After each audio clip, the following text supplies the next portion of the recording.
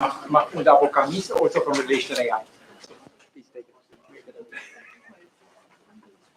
Yeah, so hello everyone. I know, some of you are probably tired. It's like the end of the day. But if it makes you feel any better, I promise the worst part of today's program is over. Because this upcoming part is about beyond the worst. Literally, it's about beyond the worst case analysis, and specifically, it's about instance optimality in the context of database query evaluation. Actually, Hank's last tutorial was also about another approach to beyond worst case analysis, which is parameterized complexity, but then my joke would not work as well. So why do we need beyond worst case analysis in the context of databases in the first place? Actually, Hank already gave some reasons, and I'm going to give a few more reasons. One reason is that worst case can be too pessimistic in the sense that the worst case database instance can be unrealistic. Another reason is that worst case analysis measures runtime using input size as a measure. However, in databases, typically input size is not even a lower bound on the runtime. And this is because typically in databases, the input is actually indexed and structured. In particular, a typical workflow in databases consists of a pre-processing stage in which we sort input relations and build all sorts of data structures and indices, and then a query evaluation stage in which we reuse the same indices that we built for many queries over the lifetime of the database, thus amortizing the cost of building these data structures and indices. And as we will see, in many cases, thanks to these data structures, it's possible to evaluate many queries in sublinear time. Now, as I mentioned at the beginning, there are many approaches to beyond worst case analysis. This is a highly incomplete list. Hank's previous tutorial covered part of like parameterized complexity, various query width measures. There is also average case analysis, which might be a new frontier to expand worst case optimal join algorithms that might be a little bit underexplored. But for today's talk, we will focus on instance optimality. In instance optimality, there are basically two main goals that we are trying to achieve. Suppose that we have some problem B, and we are given some input instance to that problem. Our first goal is the following. Our first goal is actually to find a lower bound f of I on the runtime of any algorithm on this input instance I. So we no longer care about the input instance length. In fact, our target now is to differentiate between input instances that have the same length. Now, assuming that we have somehow found such a lower bound, our next target is to design an algorithm A star whose runtime on every single instance I is within some ratio m from this lower bound that we just found. And this is a very strong and hard to achieve notion of optimality. These algorithms can be hard to find. The ratio m is called the instance optimality ratio. Yeah. Now, so where exactly does this lower bound come from? One general approach to find such a lower bound is the following. Now, every algorithm that produces some correct output must somehow implicitly produce some proof of output correctness. We call this proof typically the certificate. And the runtime of the algorithm on a certain input is basically lower bounded by the size of the proof that it produced implicitly.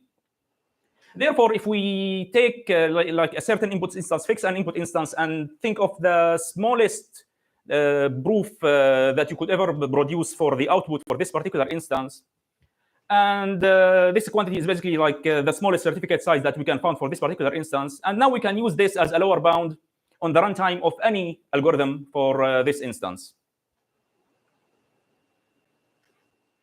One of the early, actually very interesting applications of instance optimality in databases comes from this seminal paper by Ron Fagan and others, which got the Gödel Prize. The paper was about a very specific problem, the database aggregation problem, which I don't really have enough time right now to cover in detail. However, what I want to explain out of this paper is basically a meta algorithm, a skeleton that you can think of Fagan's threshold algorithm as a specific initialization of this meta algorithm. And over the course of this talk, we will also see a couple of examples that can also be seen as a special instantiations of this meta algorithm. But this meta algorithm is not the only way to get an instance optimal algorithm. So here is how this meta algorithm works. Our target basically is to find a certificate or a proof of correctness that is as small as possible. And we are trying to do this in a greedy way. So we will start by initializing our certificate, our proof to be empty, containing nothing. And while our certificate does not really contain enough information to prove the correctness of the output, we will issue some carefully designed query to the input to extract some new pieces of information Q about the input. And we will add these extra pieces of information to our certificate. And it's essential that these every time we issue a query, we extract new pieces of information that did not really overlap with anything that we already know about the certificate. But now none of this is magical yet. Here is where basically the magic takes place. If we can design our queries in such a way so that every other certificate C prime for the same instance must overlap with at least a ratio, a fixed ratio, let's say 1/m of the query output that we just added to our certificate. If we can guarantee this, then we can basically show that no matter what our certificate that we are going to build at the moment, if we compare it to any other certificate, it's going to be no larger than that certificate by a ratio of by a factor of m, including the optimal certificate. So this is how we show that our certificate is no larger than the optimal certificate by a factor of m. And you can think of Fagan's algorithm as basically a special instantiation and a special application of this particular argument over here that leads to this. And I'm going to show you later a couple more instantiations of this meta algorithm. Any questions so far? Yeah. So let's start with one of the simplest sort of database queries, which is set intersection. So let's say we are given two sets of numbers, R and S, and we want to compute their intersection. As a database query, this can be written like this. And in the worst case runtime is basically the minimum of the two sizes of the sets R and S. And this is where basically the assumption that R and S are indexed kicks in, because we can always iterate through the smallest one of the two sets and do lookups in the other set. And if that set like is stored in a hash table or a B tree, we can do these lookups efficiently. So Mahmoud, yes. There should be a tilde there, right? Tilde O. Okay. Yeah. Or using hash tables, we might do this in ONTime, but yeah, probably, yeah, you are right. For the purpose of this talk, I'm gonna be sort of ignoring polylog factors, but I will also be using tildes. So yeah, you're right. Now, this runtime expression does not really differentiate between instances that have the same sizes for R and S. So for example, if you take a look at these two instances for set intersection, the first instance could end up being much easier to detect that the intersection is empty than the second instance. And this is because if we are lucky enough to compare, let's say, the largest item in R against the smallest item in S, we might be able to detect just in constant time that the intersection here is empty. On the other hand, there is here a lot of zigzagging going on.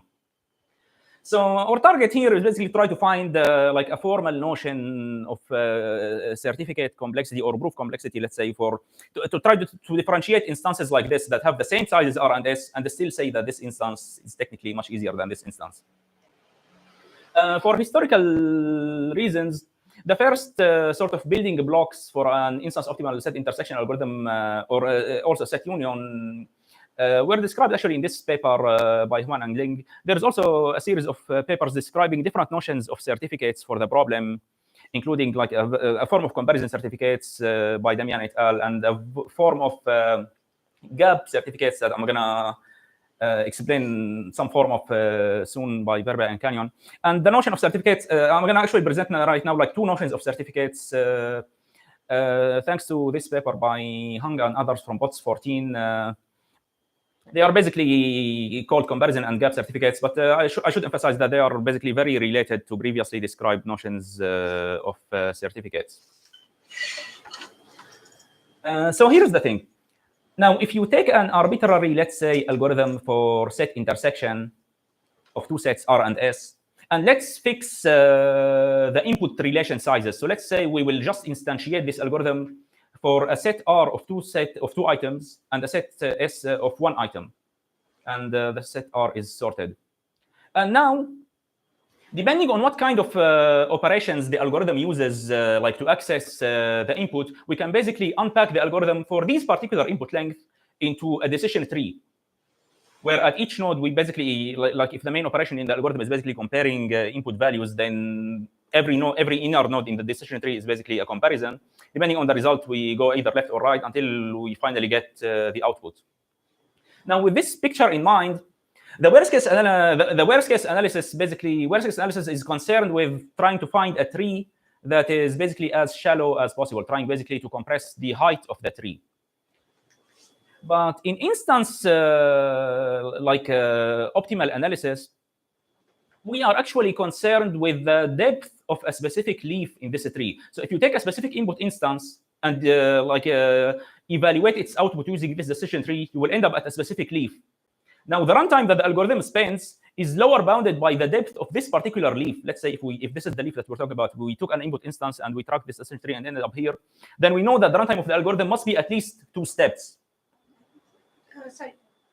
What does this function mean? This x1 less than x2 intersection should be yeah, so I'm taking the intersection of those 2 sets, but I just wanted to emphasize that this set is sorted. X1 is less than X2. Oh, I see. These are 2 arbitrary sets, or? So, like from the previous slides, so the first one is the set R, and the second one is the set S. So this is basically R. It contains 2 items. We are fixing it to. We are only focusing on fixing the input length. So we're fixing a set of length 2, a set of length 1, and we took an arbitrary algorithm and we unpacked it basically into a decision tree. Yeah, so in instances optimal analysis, our target is basically to minimize the depth of a specific leaf for every single leaf. And moreover, like if you take an input instance, let's say, and you track this decision tree, and let's say you ended up here, if you track the comparisons that we performed along the path from the root down to the leaf, the comparisons that we performed must form a certificate of correctness that the output is empty. So for example, if we know that y less than x1 is false and y greater than x2 is true, then this is already a proof that this intersection is indeed empty. It must be the case. It's not necessarily the smallest proof, because in this case, actually, even this alone, y greater than x2, could have been a sufficient proof. So this tree is not necessarily instance optimal. It is definitely not for instances that end up here. But this is basically the idea, how we can think of algorithms, let's say, that are based on comparisons. And now let's focus on the class of algorithms that only interact with the input through comparisons of the following form. Through comparisons of the form Ri theta Sj, where Ri is basically the ith smallest element in R. Yes. So what happens? How important is the order here? What happens if your input doesn't have an order? Can we impose an order and that things will work, or it is critical that you have some order, kind of predefined order that you will use? Like if we don't have an order, then like in the worst case, you might still be forced to scan the entire input. Like if items are completely non-sorted, then it might be the case that in the worst case, you are still forced to scan every single one of them to produce an output. So you are still lower bounded by the input size. So basically, the idea here is that we are trying to utilize indices. Let's say if we have like a B tree for the set, so that we can avoid spending linear runtime and run in sublinear time.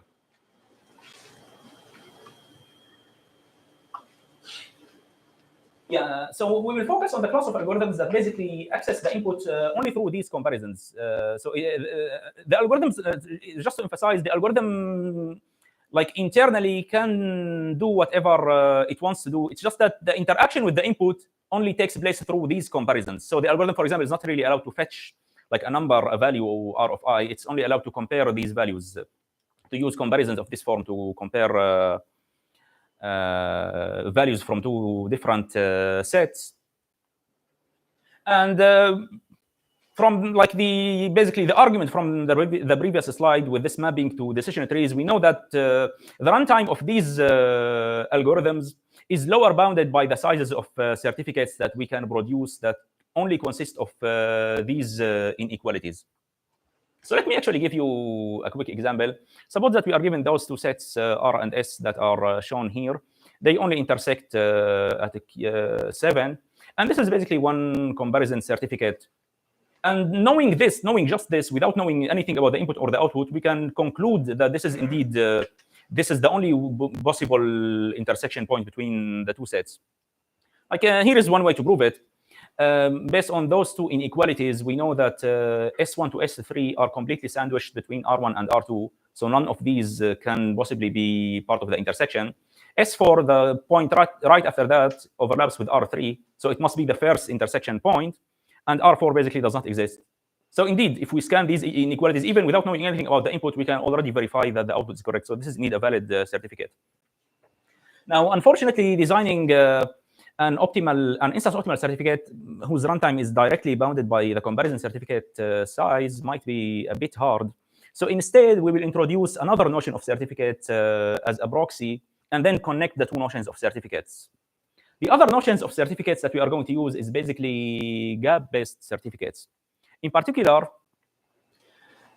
we basically want to collect gaps from each one of the two input relations, gaps between two consecutive items in a relation that cover everything that is not in the intersection. So here is a demonstration on the exact same example, where there is only one output tuple, which is 7. Now, from the relation S, we know that there is nothing before 2, so we can exclude this region from the output from the intersection. From the relation R, we know that there is nothing strictly between 1 and 5, so we can exclude this region. So as you can see, using those 4 gaps, we can basically prove that there is nothing in the output except for 7. And as it turns out, it's actually possible to prove, to connect the sizes of the two notions of certificates that we just described. So it turns out it's possible to prove that the gap certificate, the size of the gap certificate plus output size, is basically less than a constant factor times the size of the comparison-based certificates. And the proof that I'm about to outline basically goes back to a paper by Hung and others from POS 14 that I mentioned at the beginning. So here is basically a quick overview of the proof strategy. In order to prove something like this, we need to start from a comparison certificate, from a specific instance and a comparison certificate, and construct the corresponding basically box certificate and output set while satisfying basically this relation. In order to do that, we will basically initialize the certificate and the output set to be empty, and we will keep looking for a point t that does not fall within a gap that we already discovered and any output point that we already discovered. So let's say we found first this point t.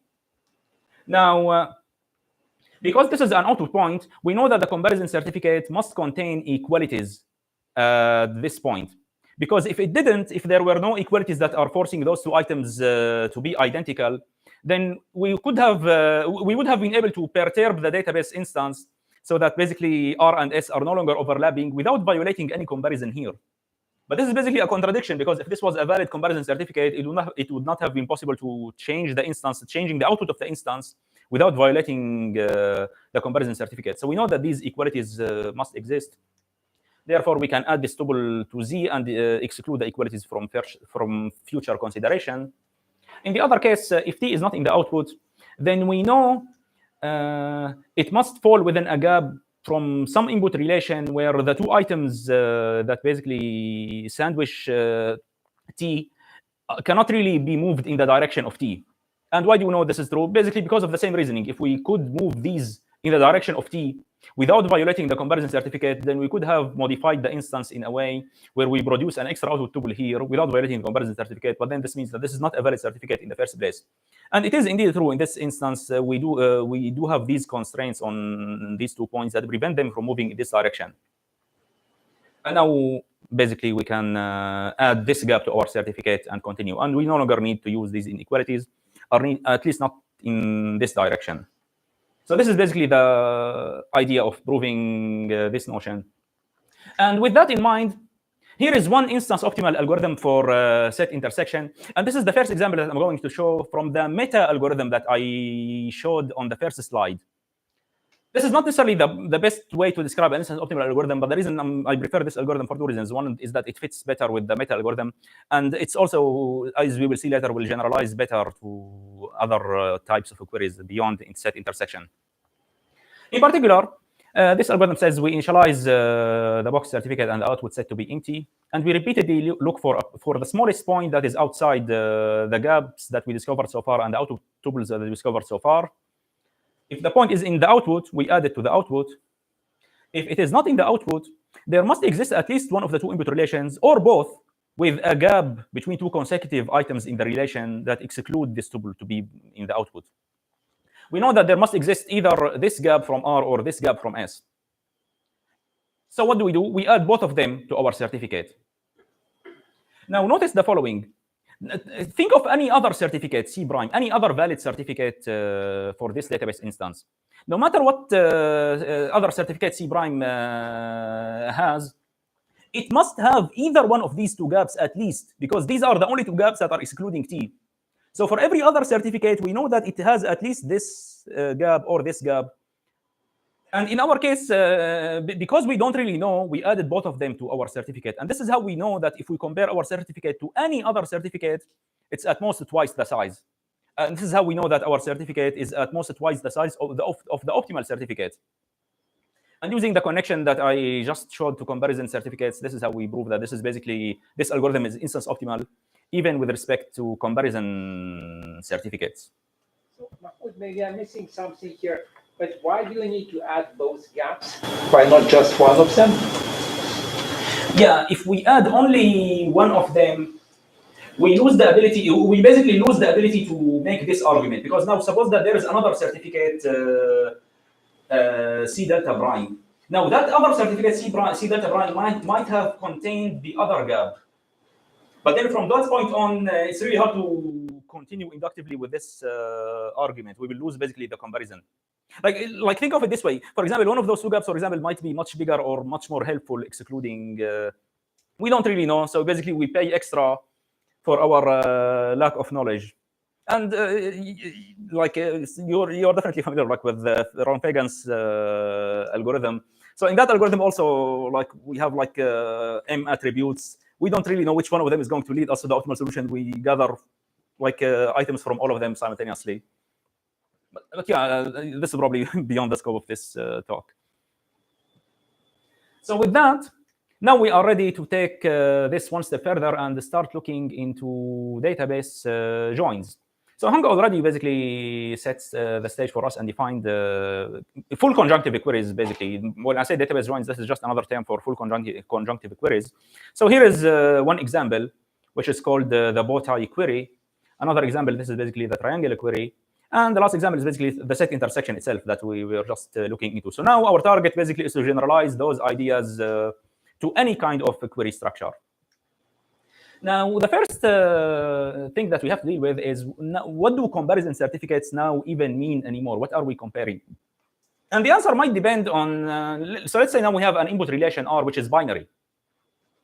And the answer might depend on how exactly the set, the relation R is indexed. For example, if it is indexed on A first, and then for every A value we have an index on B, then it is natural to assume that we can have access, for example, let's say to R1, which is like the first value of A in R. Or we could also access, let's say, R11, which basically means take the first value A in R and take the first value of B for that particular value of A, and so on. So R21 basically means take the second value of A, the first value of B underneath, and so on. So now we can assume that our comparison certificates are comparing these values that have the form either R1, R2, and so on. And now with this picture in mind, let's go back, let's say, to the bow tie query, where we have these three relations, one binary, two unary. And let's say this is the relation R, and let's say it is indexed in the direction AB. The relation S, on the other hand, let's say it has three values corresponding to these vertical lines because it's unary on A. The relation B, let's say, has two values corresponding to two horizontal lines. And now we can generalize the notion of comparison certificates, and I'm calling it specifically AB certificate because I'm accessing values R1, R1, R2, let's say, of R that are consistent with this ordering AB. And this is indeed a valid certificate. To simplify things, like this part of the certificate proves that the intersection of A values from R and S is only this point, which is this line. And this other part of the certificate basically intersects these tuples of R with T. So this is indeed a natural notion of comparison certificates and a generalization of what we did with set intersection. And similarly, we can generalize the notion of gap certificates. So let's say now we have the relation R, and it is also indexed in the direction of A and then B. If R is indexed in this direction, then we have like a tall rectangle that is excluding any output tuples between every two consecutive values of A. So we have those tall rectangles. And for every fixed value of A in R, we have these thin rectangles that exclude, for a given value of A, exclude everything between two consecutive values of P. So these are basically the gap boxes from R that you get from this particular index that exclude everything that is not in R. And similarly, from S, you will basically get these vertical rectangles excluding everything that is not in S. And similarly from T. And now, what is the notion of gap certificates? I'm specifically calling it AB gap certificate because of the way we index R. It's basically a subset of all those boxes that cover everything that is not in the output. So here, the only output point here is this point, 2.2. And it is indeed possible to extract a set of gap boxes from all the relations that cover everything but this point. So these gap boxes that we collected are indeed a valid gap certificate. Once we know them, we don't even need to know the rest of the instance. We can already verify that the only output point is this. Yeah, so basically, this connection between, it turns out that the same result that I showed earlier, connecting box certificates to comparison certificates in the set intersection, can also be generalized to any join query, assuming that we are restricting the attribute order. So in our example, I restricted the attribute order to be A before B. And this actually cute result is thanks to Hung and others from this SPOTS 14 paper. The paper also went beyond that. It introduced the Minesweeper algorithm, which was, I think, the first instance optimal join algorithm. Among other results that it achieves, it basically achieves this result, which basically says that we can achieve instance optimality for comparison certificates for beta cyclic queries. But Mahmoud, what is GAO? Oh, so GAO basically is global attribute ordering. It means that if we fix the attribute ordering, just like we are fixing AB here, and only consider certificates that take comparisons under this ordering or gaps under this ordering. Now, for the purpose of this talk, I don't have enough time to go over the Minesweeper algorithm. Instead, I'm going to present a later framework that we developed that generalizes Minesweeper. In particular, under this framework, we generalize the notion of gap box certificates for a particular attribute ordering. And we basically introduce a tighter notion where we basically allow unrestricted gap boxes. We no longer care about any structure for the gap boxes. We just collect gap boxes from all input relations. We will see what that means shortly. So now we have, under this framework, we have an algorithm Tetris, which can be viewed as a generalization of Minesweeper. The nice thing about it is that it works under different kinds of indexes. We no longer need to assume whether its relation is index AB or BA. It can work both ways. Depending on how you set up the algorithm, you can achieve either like the fractional hypertree width bound that Hung covered in the last tutorial, or if you set up the algorithm properly, you can achieve a series of instance optimality results, which are the ones that we are mostly interested in this talk. And more importantly, actually, it turns out that the Tetris algorithm, along with the algorithm, we also introduce a proof system for full conjunctive queries. And this proof system can be used to provide both upper and lower bounds, like on the proof complexity. And it turns out you can prove that the runtime of Tetris is always tight to like the proof size. So technically, we no longer need to analyze the runtime of Tetris explicitly. We just need to analyze proofs.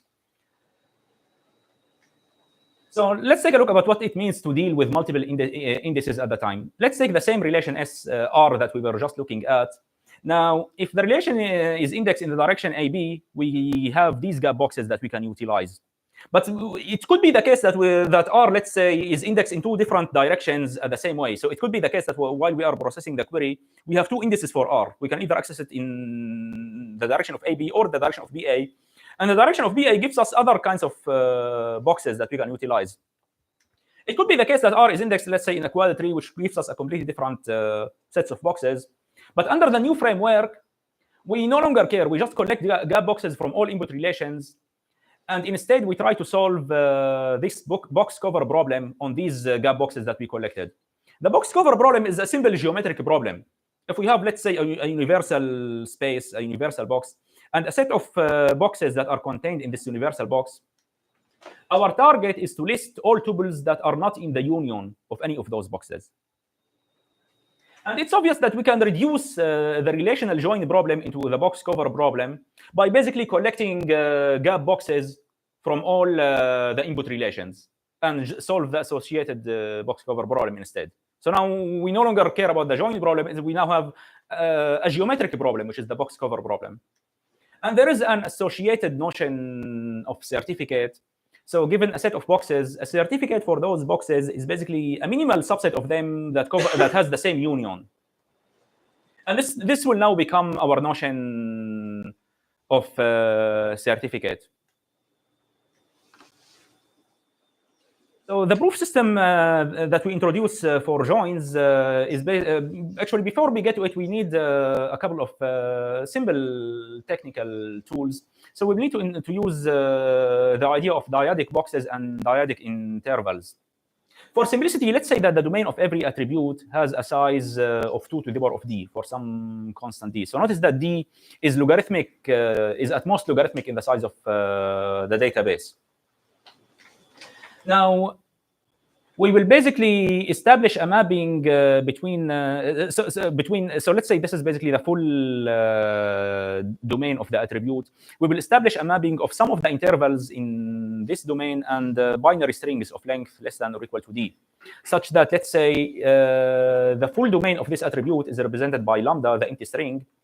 0 represents the first half, 1 represents the other half, 0, 0 represents the first half of 0, 0, 1 represents the second half of 0, and so on, until depth d, which is, again, logarithmic in the size of the database.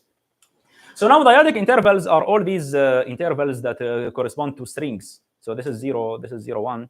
For example, this is not a dyadic interval because it's not a single string. And now, simultaneously, now we can introduce a concept of dyadic boxes. A dyadic box is basically a box where if you project it on every single dimension, you will get a dyadic interval. So for example, and dyadic boxes can be represented as tuples of strings in the same way. So for example, this box over here is the tuple of strings lambda 1, 1, because on the x-axis, it's basically corresponds to lambda. On the y-axis, it corresponds to 1, 1. And now we will be interested in these dyadic boxes instead. It turns out that dyadic boxes have a couple of interesting properties that are very convenient when designing algorithms and proof systems. One such property is that every box can be decomposed into a polylogarithmic number of dyadic boxes. So remember here that d is logarithmic and n is the number of variables, which is constant in data complexity. So this is just a polylogarithmic factor. So for example, if we have this relation over here, which has only this tuple and those two gap boxes, we can replace them with dyadic boxes. And in this example, we only paid an extra factor of 2. So instead of having 2 boxes, we had to deal with 4. In general, we will only lose a polylogarithmic factor if we do this. So we can always switch to dyadic boxes at a bounded loss if you are willing to sacrifice for a logarithmic factor. And also, another nice property that these dyadic boxes have is that every point, if you take let's say a unit square, is contained in at most a polylogarithmic number of dyadic boxes. Like in one dimension, let's say if you take this unit interval, it can only be contained in like all intervals that are prefixes of the string 0, 1. And in multiple dimensions, you basically just generalize this. So this is basically where this fact comes from.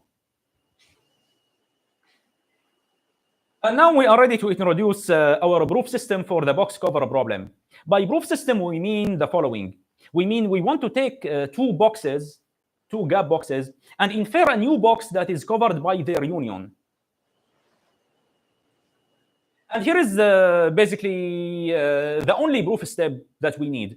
It turns out that if we take any two adjacent boxes, dyadic boxes, if they are adjacent, let's say along the y dimension and overlapping in the x dimension, you can always infer this box, which is their union in the y dimension and their intersection in the x dimension.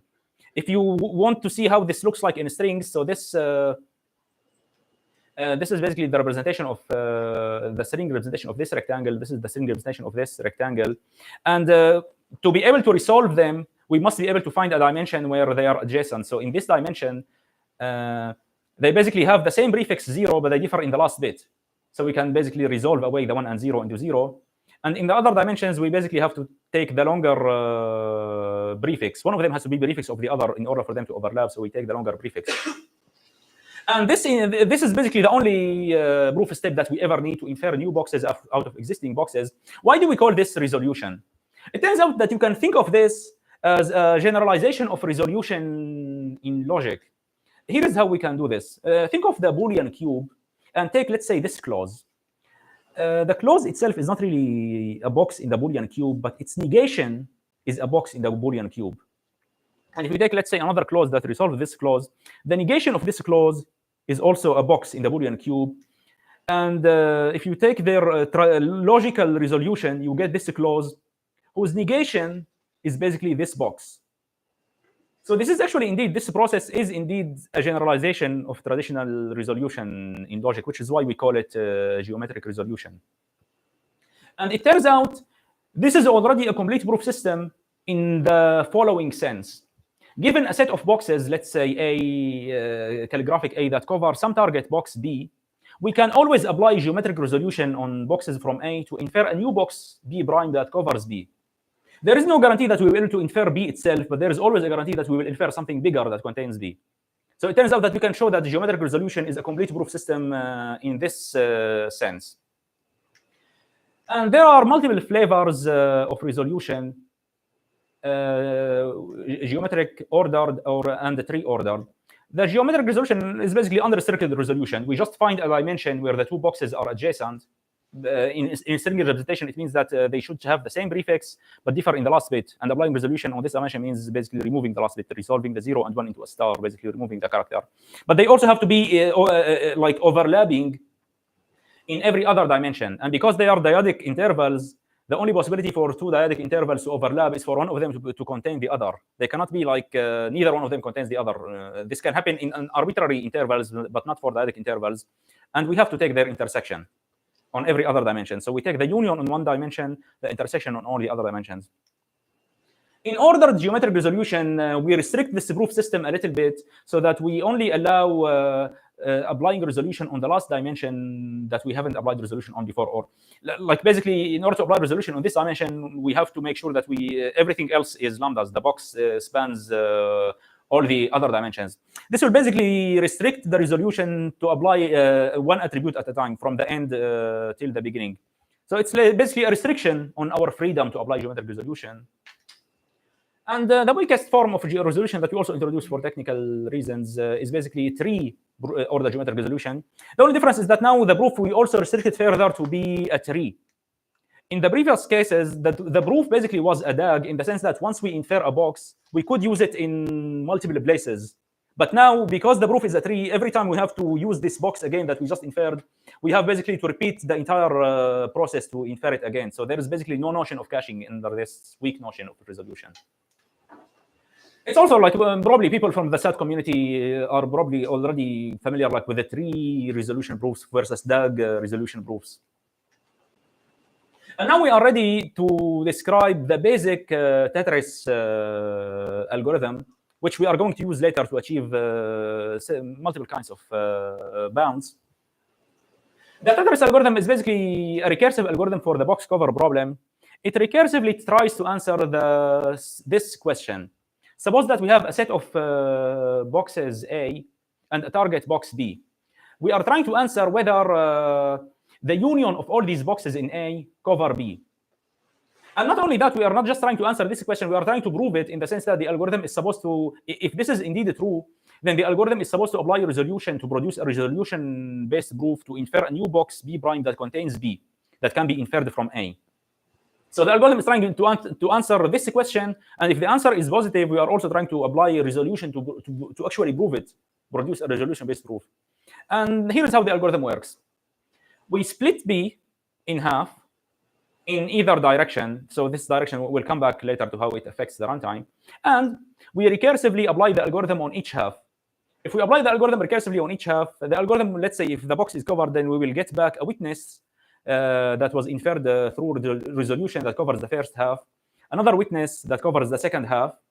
And now the algorithm applies a resolution on the two witnesses to infer a witness that covers B. And now we cache that witness. So this is basically the basic algorithm. I'm going to show like a clearer example shortly. It turns out that you can always prove that the runtime of this algorithm is proportional to the number of resolutions that it performed. And this is actually a very nice property because we no longer need to care about what the algorithm is doing. All we have to care about is analyze the resulting resolution proof, and this will bound the runtime. And how we choose to split like a box, whether we, let's say in our example, split it vertically or horizontally, will affect after all the number of resolutions that we perform and also the runtime by extension. So we have to select this carefully. And it turns out if you initialize this simple algorithm in different ways, you will get different kinds of bounds. The simplest way to use this algorithm is basically the trivial way, to basically allow the algorithm like unlimited access to all the gap boxes from all the relations. And we call this initialization Tetris preloaded. And using this initialization, we will be able to achieve the fraction hypertrophic bound, as we will see shortly. But now the initialization of the algorithm that achieves instance optimality, which we call Tetris reloaded, actually works in the opposite way, where we, instead of allowing the algorithm unlimited access to all gap boxes upfront, we hide basically information from the algorithm and only feed the algorithm like information or boxes on a need basis. And there is also another more advanced version of this that we probably don't really have the time to cover. So let's start with the first initialization, the very simplest one. Let's take a clearer example. So now let's say we have this instance of the box cover problem. We are given these input boxes, and our target is to list all output points that are not covered by these boxes. In our case, there is only this output point. So let's see how the Tetris algorithm basically works on this example. So Mahmoud, just to clarify, so you don't want just to list the data that is in the output, but you also want to have a certificate that something else is in the output. Yes, we will do both simultaneously right now. Okay. Yeah. Yeah, so the algorithm. Maybe repeat the question for the people who are listening online and not be able to hear that. Yeah. So Dan's point was that basically the algorithm, it's not sufficient for the algorithm basically to report the output tuple, which is this square in this case. We also want to produce geometric resolution proof that there is no other output, output tuple except for this one. So we want to do both at the same time. Yeah, so here's how the algorithm works. The algorithm is recursive. We start from the global box that covers everything, and we ask, is it already covered by the input gap boxes? Do we already have a gap box that cover it? The answer here is no. Because no, we have to split it. And here, basically, we can either split it vertically or horizontally. Let's say we now fix a dimension ordering of x before y. So we will always split x before y. If we do it the other way around, we will potentially get a different proof. We will get the same output, but we will get a different proof. So let's say we split it now, and now we recurse on the first half. And now we ask, is it covered? This half is already covered. Yes, we already have a witness, so we can return it directly.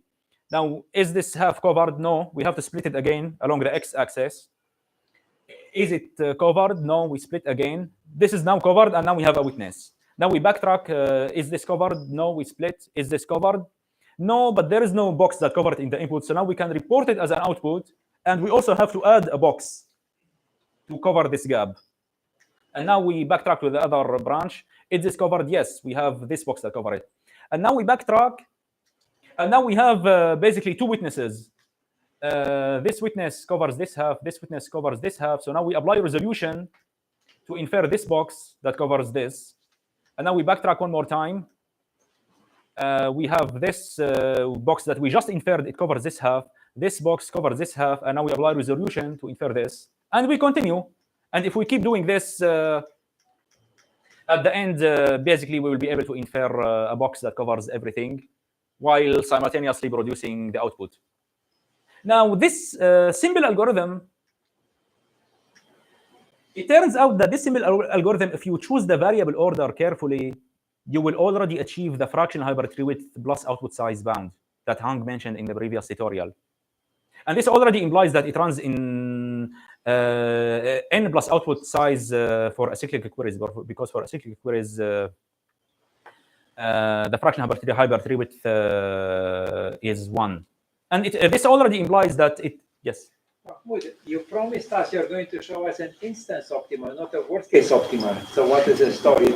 Yeah. So this is one initialization of Tetris.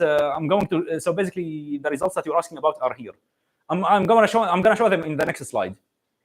But in some sense, this gives us like some perspective in the sense that basically the point that I probably did not do a very good job explaining is that it's basically the same framework.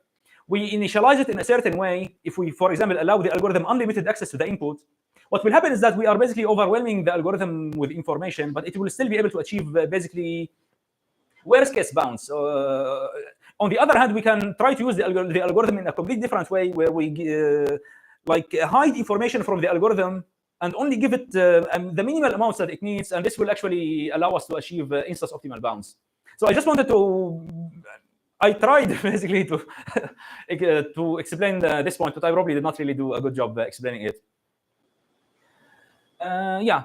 So this diagram, which I'm going to use to explain the results shortly, on this side we have lower bounds. On this side we have basically the upper bounds, the positive results.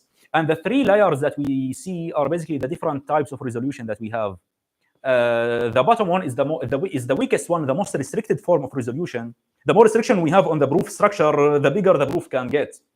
This one is the order geometric resolution. The top layer is the completely unrestricted geometric resolution. Now, what kind of a proof system does this algorithm do? The way I described it, this algorithm is doing order geometric resolution, which lives in this layer. And the reason is that, as I mentioned in the previous slide, we had to fix an attribute order. I chose X before Y, and I stuck with it. It turns out that even if you weaken the algorithm to disable caching, if we don't allow the algorithm to store boxes, if we force the algorithm, if we offer the algorithm no extra memory, so that whenever it infers a box, it will have to re-infer it again if it has to use it again, then it turns out that the algorithm still basically achieves the AGM bound. Now, if we disable caching, then we are no longer using order geometric resolution. We are now demoted to 3-order geometric resolution. So it's a bit interesting that basically if you disable caching, we will basically go down from the fractional hypertree to the AGM bound. Or you can think of it the other way around, actually.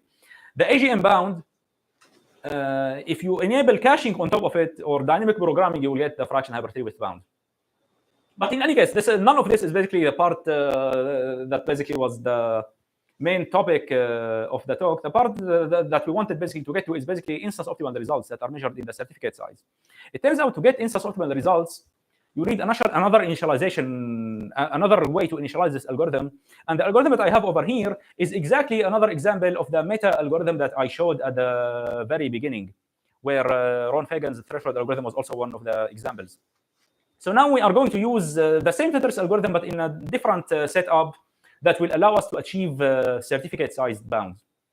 And for that, we will still fix a dimension ordering, but we will initialize the certificate to be empty, because our target eventually is to keep this certificate as small as possible. So we'll initialize it to be empty. And as long as the certificate does not have enough information, we will load a little bit more information at a time. So we initialize it to be empty, and we run the Tetris algorithm as usual, but without any access to any boxes, until it finds a point B that is not covered by any box, which initially it will definitely do because we didn't load any boxes. Now, if this point B that the algorithm has found is covered by boxes from the input relations that the algorithm does not really know about yet, then we load all those boxes into our certificate, and we repeat this process. And the trick is that, remember that we are dealing with dyadic boxes here. So for every point, there is at most a polylogarithmic number of dyadic boxes that contain it.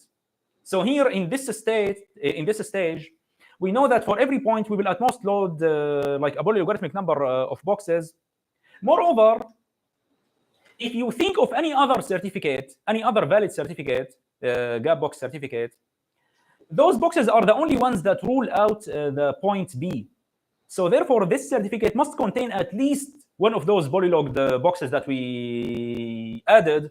And this is how we know that for no matter what other certificate we compare our certificate against, our certificate is never going to be larger by more than a polylog factor from that certificate. And this is basically how we prove that our certificate is at most polylogarithmic away from the optimal certificate. So if you replace C prime with the C star, this is basically how we know. And this is another initialization of the meta algorithm that I mentioned at the beginning, and another usage of the argument that I mentioned at the very beginning. So if we use this version of Tetris, what are the bounds that we can achieve now instead? It turns out that for queries of a 3-width 1, now we can basically run in instance optimal time with respect to this certificate, which, as mentioned earlier, already subsumes comparison-based certificates.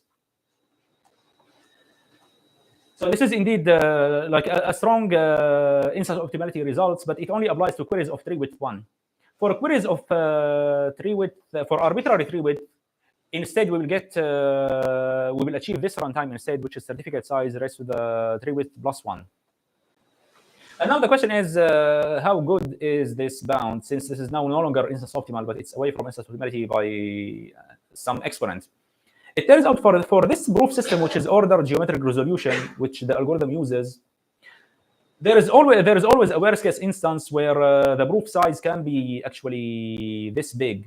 So this actually proves that as long as you are only using this proof system, there are always instances whose proof is at least this big, and this is why and this is how we know that you cannot really improve this result if you want to stick with this form of restriction on resolution.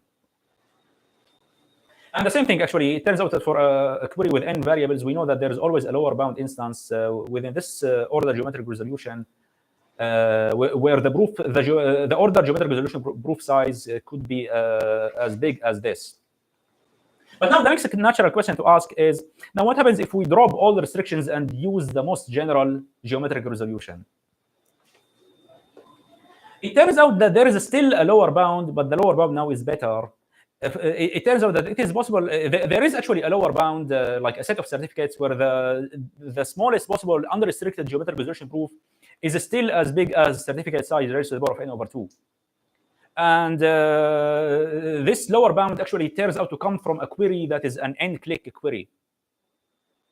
And for comparison, the AGM bound that Hang presented earlier, for a query of n variables, the AGM bound is n to the power of n/2. So this bound seems to mirror that. But now the question is there an algorithm that can solve an instance optimal algorithm that can, it's technically no longer instance optimal because of this exponent, but is there an algorithm that can at least meet this bound for any query? And it turns out that there is indeed a variant of the algorithm, Tetris the algorithm that I just described, we call it Tetris balanced. It does indeed achieve this bound for any query, not necessarily a click. But what this lower bound shows us that in some sense, the click queries remain like the hardest queries. It's like the Tetris balance algorithm is probably beyond the scope of what I can describe now. But it's basically a space transformation. We still apply the same algorithm, but in a new space that has higher dimensions.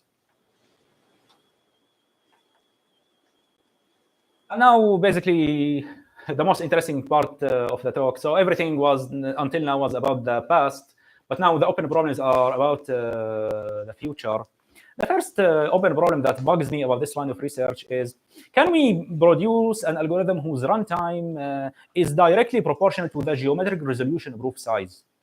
Now, what we just saw from the lower and upper bounds that I just described, the proof size, depending on the instance, it can be anywhere from certificate size to certificate size with n/2.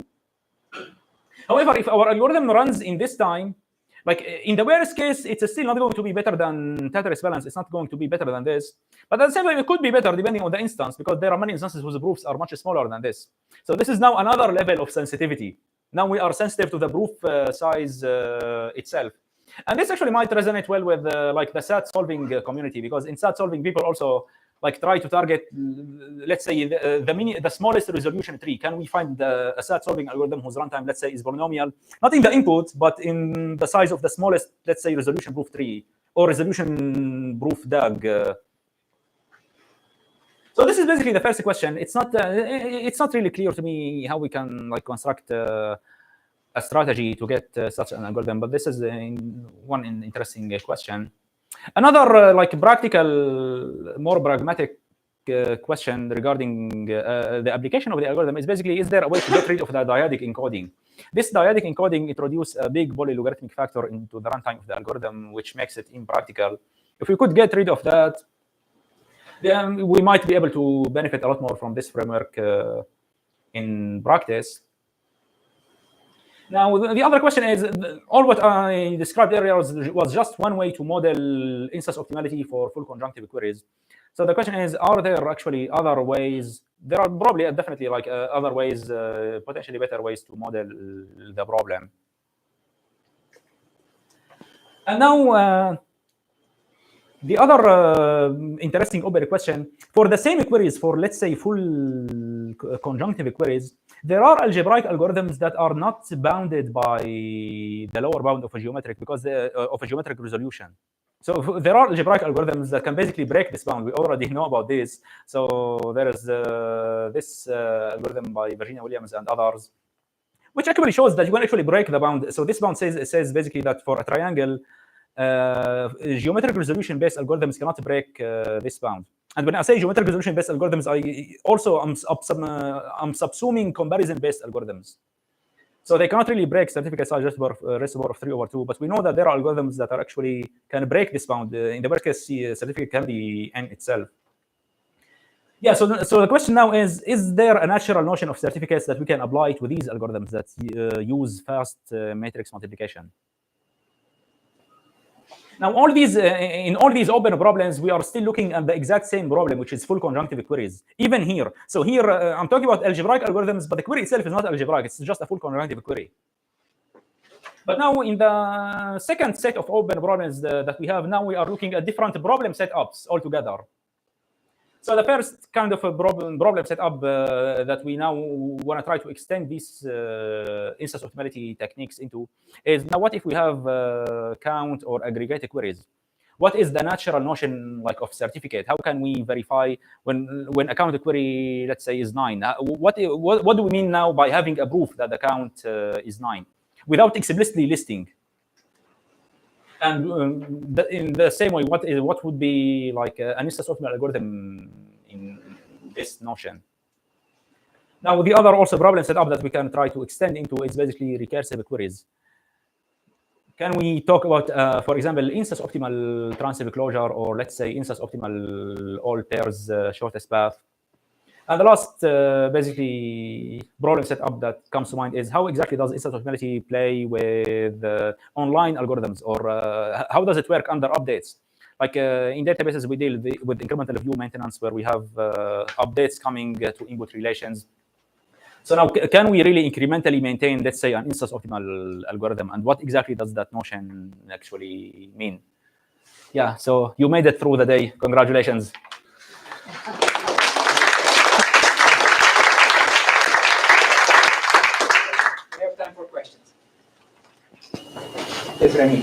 So you have a bunch of lower bounds with a lot of constraints on the certificate. So for example, you only comparisons where they have to be boxes. So are there practical motivations to constrain the operations in the certificate you can use? Like, why would I care to only use comparisons in my certificate?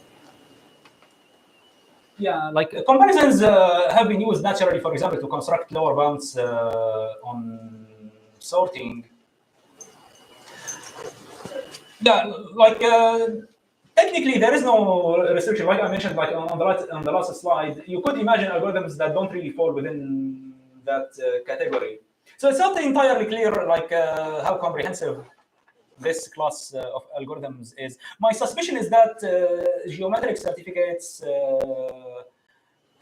subsume combinatorial algorithms, but this is probably just an intuition. It's really hard to explicitly quantify that notion. And so is there any non-trivial cost of checking the certificate, or are they always you just run it and you're having the checks? Yeah, so basically what we found out here is that like the geometric resolution proof that proves the certificate could be much bigger than the certificate itself. Like compare this, for example, to the SAT problem. The SAT in the certificate problem, let's say if I give you an unsatisfiable SAT instance. So what does it mean to have a certificate? A certificate is basically a minimum subset of the clauses that is unsatisfiable. But now that doesn't mean that you can prove it this fast. Now you need to construct a resolution or some other technique to prove it. But no, this could be a lot more expensive than the proof than the clauses themselves. Any more questions? Yes, please. I'm curious if this geometric resolution has any connections to communication complexity. Some of the techniques of trying to, starting with some sort of like matrix with binary strings on either side and trying to decompose into some known shape seem like similar. I'm not sure if like that's something that people thought about. Yeah, that's actually an interesting question. I haven't really thought about it, but we should probably like maybe try to catch up later on that thread, see if there is something that we can use to formalize this notion. We haven't really tried to make this connection between like communication complexity versus this geometric resolution proof complexity. Mahmoud, I'm trying to get a sense of the practicality of these instance optimal algorithms. So if I just think about the triangle query, where generic join is very simple and computes this in to the power 3/2, what would an instance optimal algorithm do to the triangle query? Yeah, so it would run in certificate size raised to the power of 3/2. But the problem is that there is a hidden logarithmic factor. So in theory, the certificate size, the geometric certificate size could be much smaller than n. But at the same time, there is a logarithmic factor that is demotivating in practice. So the certificate is a proof for all the missing triangles, something like this.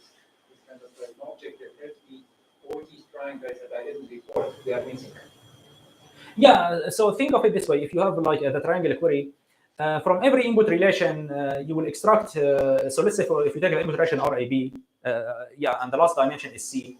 Now you need to extract like some gap boxes from R that cover everything that is not in R, and you need to extend them along the C dimension.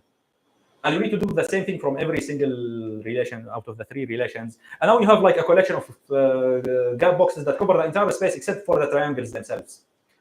Now, these the gap boxes that you need to extract could be potentially much smaller, much fewer than the number of input tuples in the relations. But you still need to report the output.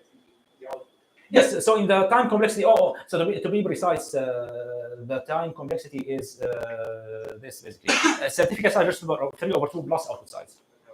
Yeah. So it's right. Am I correct in saying that these worst case optimal instance optimal algorithms are actually reporting more than just a query output?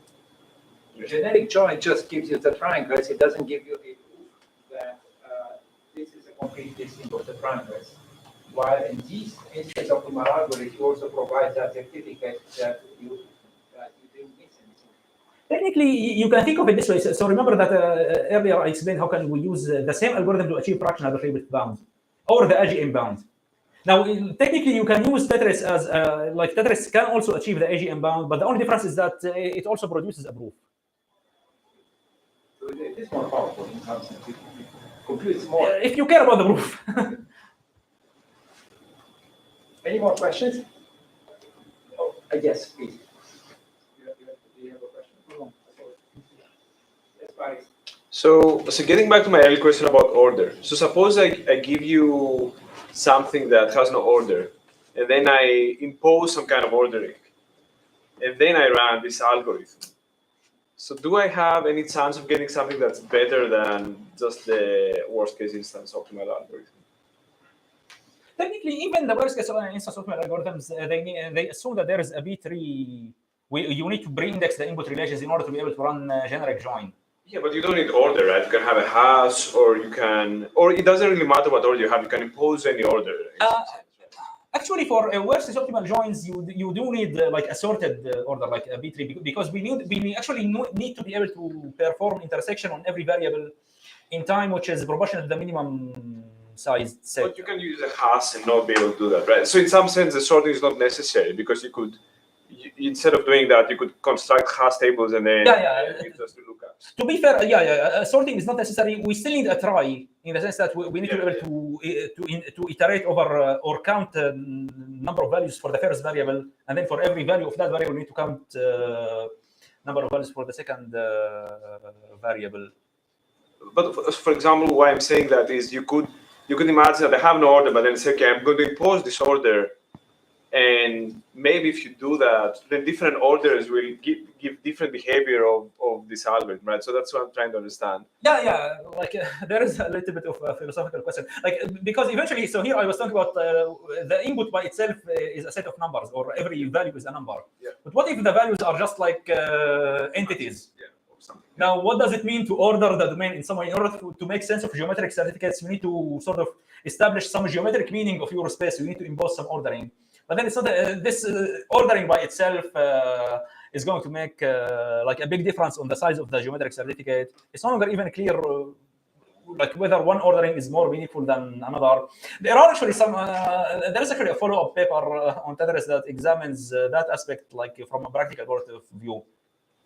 Is there like if we have like an unordered domain or an ordered domain that we wish to reorder in a way that is more friendly to geometric certificates?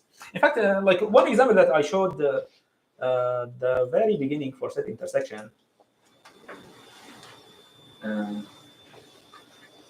If you take a look at this example, instance 2 is not necessarily harder than instance 1. It depends on how you look at it. So for example, if you reverse the roles of the most significant bits and the higher significant bits in R and S, then the two instances suddenly become isomorphic. They become as easy as one another. But Mahmoud, if I think about the way Paris is, so think about an anamorphic domain, which is not ordered. So what do you do in practice? You apply a hash function, a random hash function, and that gives the numerical values for these. So big, you have an order. So if you have these two sets whose intersection is empty, and I apply a random hash function to each of them, what is the most likely interleaving that I'm getting? I think it's more likely to get the second one. Yeah, exactly. In fact, I think there is an information theoretic argument that basically you can make an information theoretic argument to say that if you generate like the certificate by selecting a random order, then the certificate size by information theoretic argument cannot be lower than the input size because that's how much information you need. Yes, I have a very practical question. So in case of worst case optimal join algorithms, we have implementations and they were shown to perform, at least on some data scenarios, better than the classical join algorithms.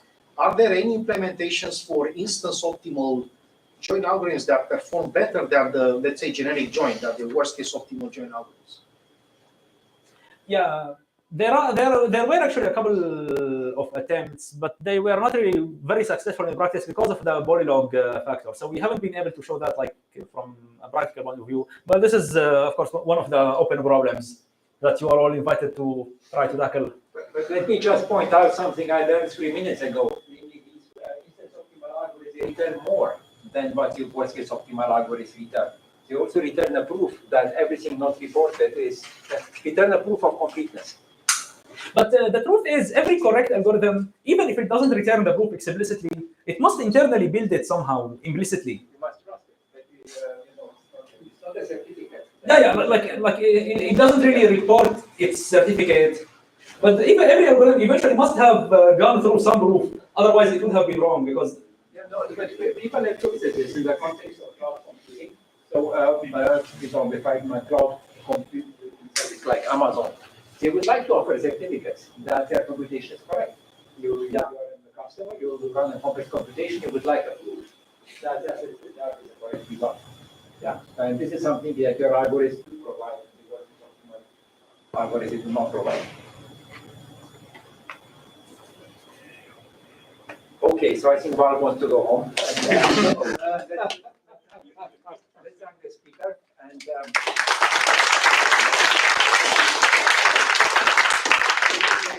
was really the last talk of the day. Tomorrow we have a completely new topic, circuit. We are going to hear from Guy